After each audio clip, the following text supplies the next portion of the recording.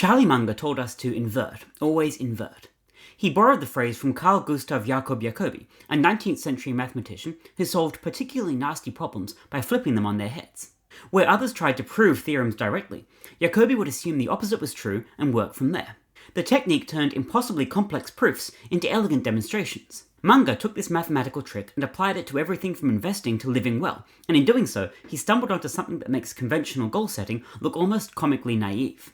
Most of us approach problems the way we've been trained to since kindergarten. Identify what you want, break it into steps, execute the steps. Want to be healthy? Exercise more, eat better, sleep well. Want a successful business? Find customers, deliver value, scale operations. There's an appealing linearity to this thinking, point A to point B, with a nice straight path in between. The inversion technique starts from the opposite end. Instead of asking, how do I get healthy, you ask, how would I destroy my health as efficiently as possible? Instead of, how do I build a successful company, you flip it. What's the fastest way to bankrupt my business?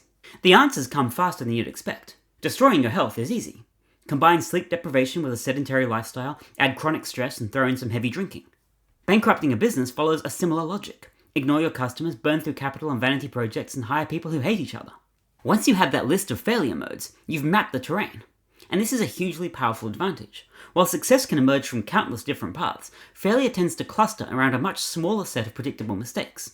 Evolution works this way too.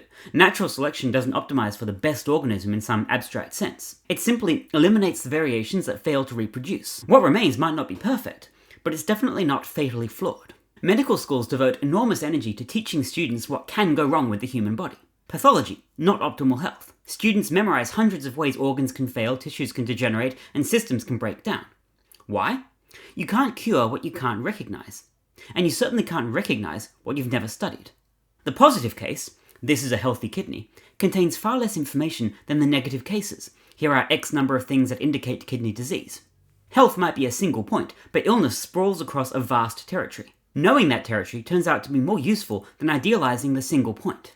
The same logic applies to investing, which is where Munger spent most of his time thinking about inversion. The amateur investor asks which stocks will go up, and promptly loses money. The professional asks which companies are most likely to go to zero, and builds a portfolio by avoiding those. Berkshire Hathaway's success came less from brilliant stock picks, and more from eliminating entire categories of investment that carried hidden catastrophic risks. Charlie Munger and Warren Buffett didn't have to be smarter than everyone else. They just had to avoid being stupid in specific identifiable ways. When you invert a problem, you find out that constraints are more important than possibilities. An architect doesn't start designing a building by imagining the perfect structure floating in empty space. They start with the ground conditions, the budget limits, the building codes, and the client's non-negotiables. These constraints enable creativity by narrowing infinite possibility into something workable. The builder that ignores those constraints doesn't get anything built. The one that embraces them might be iconic. Relationships work the same way.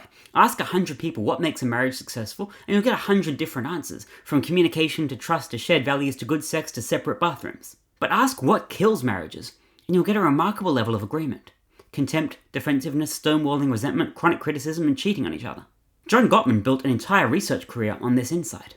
He can predict divorce with alarming accuracy by counting how often couples display specific negative behaviors. The absence of relationship killers matters more than the presence of relationship builders. A marriage doesn't need to be perfect. It just needs to not be poisoned. The inversion technique works as well as it does because our brains are better at identifying threats than opportunities. Evolution built us this way.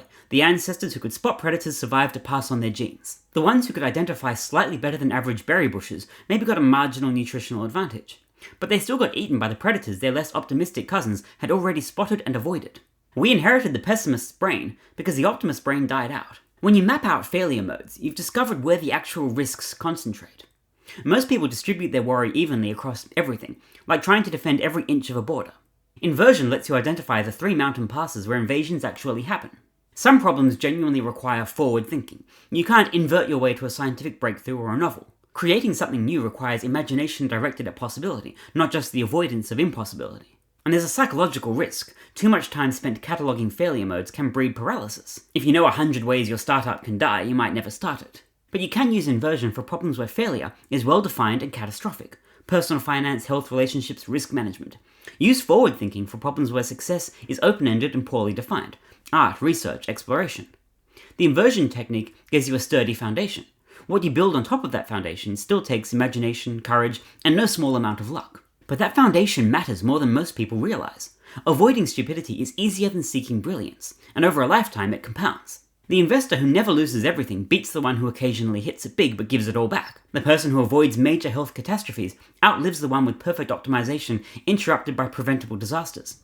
Survival comes first. Everything else is decoration. Jacobi had it right, and Munger understood why. Sometimes the shortest path between 2 points isn't a straight line. You get there faster by figuring out all the ways you could fail to arrive, and then simply not doing those things. And what remains might not be optimal, but optimal is overrated. Good enough, consistently applied over time, beats brilliant but fragile every single time.